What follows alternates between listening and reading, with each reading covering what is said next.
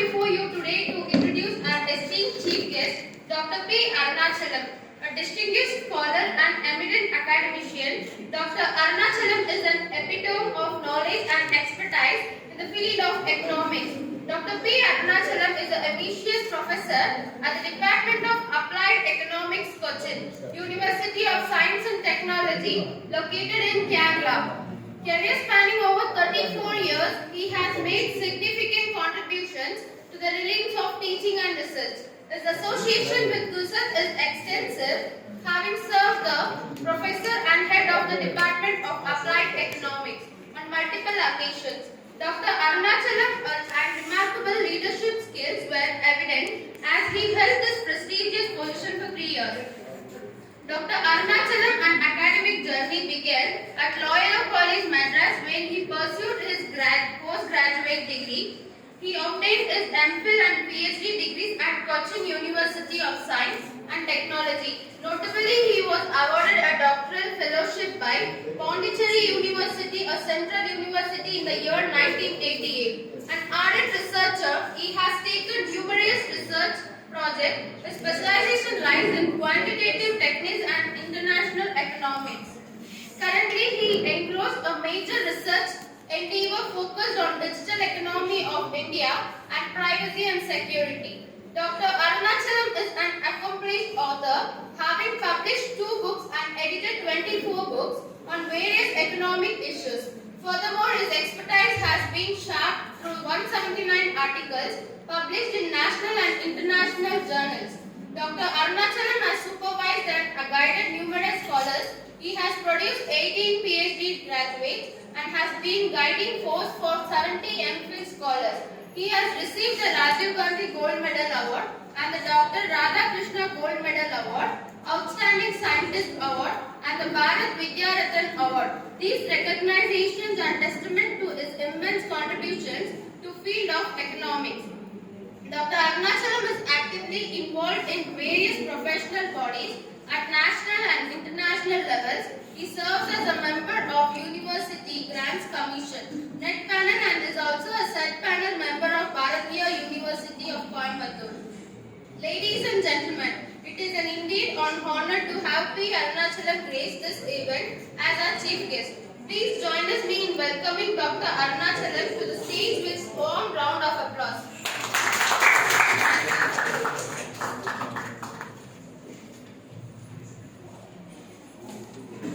The honorable present here for the national level seminar on current issues in intellectual property rights in India. Respected Professor Keshava, respected Professor Pradeepa Parsvana, Principal of this college, and distinguished faculty members and students and friends. Really, I appreciate both, the Department of Economics, Bangalore University, and also the Department of Economics, Government First Grade College, KR, for organizing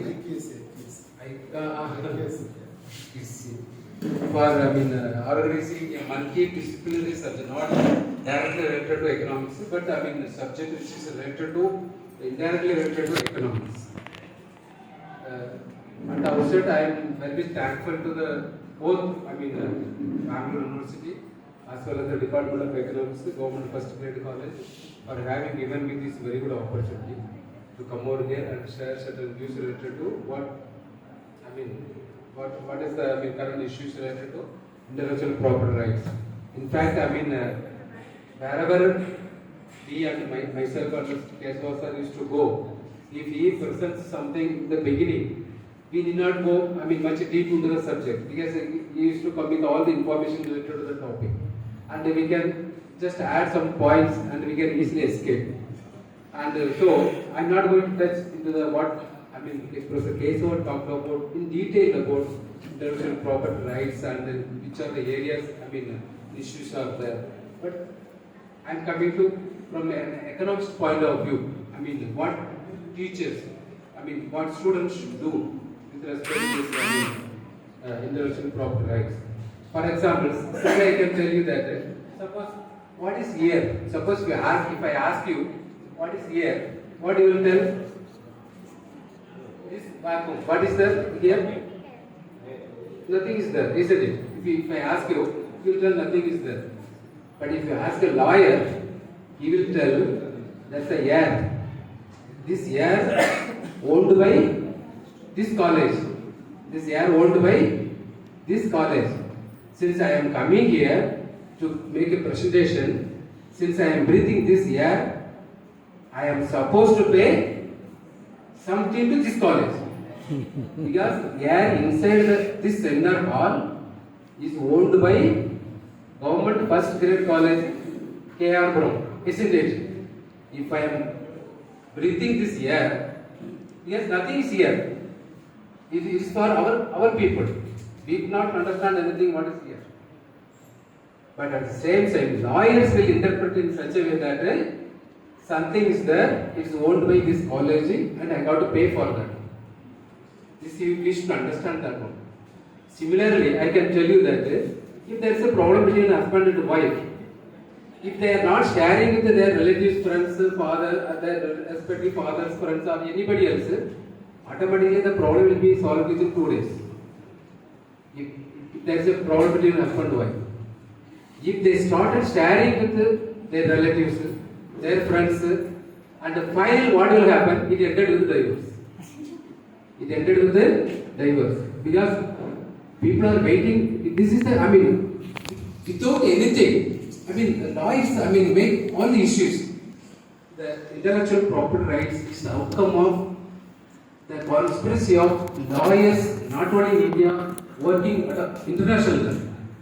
Because we read, Mahabharata, we read Ramayana, isn't it? We translated Ramayana, Mahabharata into all the languages, not only India, even abroad, even Arabic also. And who is as a copyright? Who is the owner of Ramayana? Who is the owner of Mahabharata? Even including I am telling other religious also, as far as Puram also, even Bible also. And whom we have to pay? Whom we have to pay? Whether we have to pay to Valmiki, who wrote Ramayana, or we have to pay Vyasa, who wrote Mahabharata, whether they are there, whether their generations are there, to claim the amount that we are reading, or we are making movie about that one. Isn't it? Recently there is a movie about Ramayana, isn't it? Yuva Purush, something like that. Whether the director got permission from Valmiki to make a movie, talking about geography from Ayodhya to Sri Lanka, but if you talk with a lawyer, you will tell there are people who by generations, telling the Ramayana story, they are the people supposed to get the rights. This is with respect to, the copyrights, I am telling that. Copyrights. And this is our right.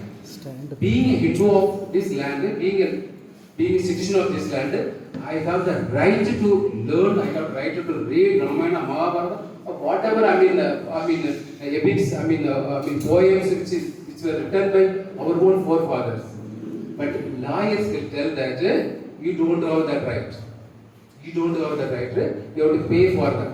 You have to pay for that. That's why I am telling that it is a conspiracy behind the lawyers.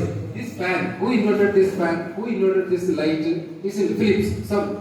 Generally we used to say, tube light is a Philips. All these people, whether we are giving anything to them, whether we are paying any money to them, isn't it? This mic also. This also invented by some scientist. Whether we are paying anything to the scientist, nothing. We are not paying. But finally, we are enjoying all the inventions, whatever maybe.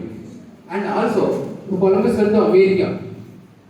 Because of his, GT's, travel, now large scale people, not only Europeans, people from all over the world migrating and settling in America, claiming that it is an advanced country. And here, whether Columbus' children are claiming that the Indians who are coming to America, we have the passport, isn't it? If you want to go to America, we have to use the passport. Whether the Columbus children are standing there in the airport and collecting our passport and verifying? No. But here, some people who wanted to make money, generally money makes many things. that money-minded people, they wanted to exploit the emerging economic situations, and since they have limited, job opportunities and limited, prosperities in their respective field. So finally, they came with this right. As Professor Keswar told that Ilayaraja filed a case. Similarly, in Kerala, even Jesus' son, great singer, you may be knowing that. Jesus' son filed a case, the same pattern, this copyright case in America. And finally, the Kerala people resisted. You are singing a song, but the poem written by somebody else, isn't it? The music composed by somebody else, Dakshinamurthy, music director in Kerala. Or the poem, what you are, the song you are singing is written by somebody else. For that you are getting money. The poet who wrote the song, he got received money. The Jesus for singing the song, he received money. The music director for composing that song, he received money. Then after that it became a public property, isn't it? Public property. And but here, after many years, his son filed a case in American court. It came to Kerala, but later on, when the people resisted against this type of rights, finally his son withdrew. Same case. But here, Ilayaraja did not withdraw the case. He continued the case. Finally, Balasubramaniam stopped singing and the song, now composed by Ilayaraja. That was happened because he paid a very huge amount of money also. This case. And why I am telling that? These are the, what I can say that the unscientific, arguments, unscientific, the evil minds of the lawyers coming to the, in the form of copyrights, the name of patent rights, the name of trademark. We go to our temples. Just imagine the thousands years old temples we have. We go there. You see the statues. Even God, Sivalinga. Who is the owner of Sivalinga? Sivalinga is not owned by Shiva, isn't it? We own somebody. Some smith. Involved. In stone work. He did the Sivalinga. Whether anybody is any smith is there to claim that this Sivalingam is made by me and he got to pay for that one, or whether he wanted to share anything with Shiva. And so this type of unscientific, unwanted, arguments put forward by the, this IPR agencies, and that too, taught by this, law department, created a lot of confusions in the social system. I am telling that. And another, suppose if we accept that one, suppose whatever copyrights, whatever patent rights, whatever the trademark, trade secrets, whatever it may be. If suppose in principle we accepted all these things, and whether India is capable of meeting all the scientific terms put forward by the IPR agencies or IPR institutions or lawyers. Let us see, go to the Indian economic system, and then we come to the final part of this stage. You cannot imagine that in 1990, Indian teachers, Indian scientists, like we all teachers, nearly 15 lakh teachers are there in India, working in colleges and universities. After that one, 86% of teachers are working only in colleges. 86%, 84%, and only 16% of the teachers are working in universities and research institutions like IIMs, IITs, and central universities, state universities, IITs, Bangalore, something like that. Only 16%. Remaining 84% of teachers are working this type of colleges only. And this India's total publications, total scientific contributions mainly depend on these research institutions where only 16% of teachers are working. The remaining 84% of the teachers, I can tell you, because college teachers, now when UGC, came with a regulation that if you want to, came with a provision that college teachers also can be promoted as professors if they have 10 papers or publications, isn't it? Only when UGC came with such a regulation, all the college teachers are wake up. Oh, we got to have 10 papers to become professor. Then started writing research papers, 10 research papers, peer reviewed or a journal or even what are big journals. Before that, what was the condition? Very few teachers.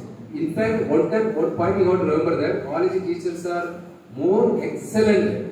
What I can say, excellent. In teaching and research. Activities. But the opportunities for their promotions, the opportunities for their research. Research facilities like lab facilities, library facilities, internet and computer, all facilities are not available at colleges. Even now also I can tell. And at the same time, if you go to IIM, IITs, even IUC Bangalore, even the student is having much more, facilities than what college teachers are having in the college level. And here, India has around 15 lakh teachers. And of these 15 lakh teachers, I can tell you 1990, what about their publications, research outputs, I can tell you that Indian teachers in 1990 published 11,563 research publications. They published, the Indian teachers at that time, 11,563 research papers, Indian teachers, research scholars, research scientists published. During the same 1990, do you know how many papers China published? 6,991. 6,991. Just half of what our scientists, what our college teachers, what our university teachers published during 1990. But when you come to 2017, just reverse case. Do you know Chinese scholars published nearly 4,25,000 research publications. 4,25,000 research publications. And what about Indian teachers, Indian scientists? They have published only 1,35,000 research publications. Chinese, at that time, 1990, Chinese scholars published around less than half of India's research publications. In 2017, they have published more than 2/3 of what Indian scientists, research scholars, and teachers published in India. This is the condition. Why it happened like that? Why it happened? Our teachers are not capable of publishing more research papers, research publications, or is getting this patent right, something like that. The question is that the way we have allotted money for research activities. In fact, for so many years, so many national 1986, national policy, 68 education policy, even knowledge commission 2005, even the latest, even 2020 national education policy, they all recommended 6% of the GDP should be allotted for education, but it's not taking place. Only less than 2.5% or 2.8%, something like that. And what about higher education sector? What about research? Only 0.7% of our budget is there for research programs. 0.7%. At the same time, China, allotted nearly 2.2% of their GDP. Their GDP is around $15 trillion US dollars. Their GDP is around $15 trillion US dollars, but they have allotted 2.2% of their GDP for research programs. Our GDP around 3.7 trillion US dollars only. Out of this, how much we have allotted for research programs? 0.7%. How many projects you teachers got it last 5 years? Isn't it? We are college teachers, university teachers only. How many of you have research programs? How many of you have research, publications? How many of you involved in research activities? Isn't it? Very often I would say that our teachers used to submit applications for UGC, ISIS, and so many planning, so many research agencies. But only very few used to get the projects. 3 years major projects, or even for seminar conference like that, very few. But at the same time, suppose if 100 teachers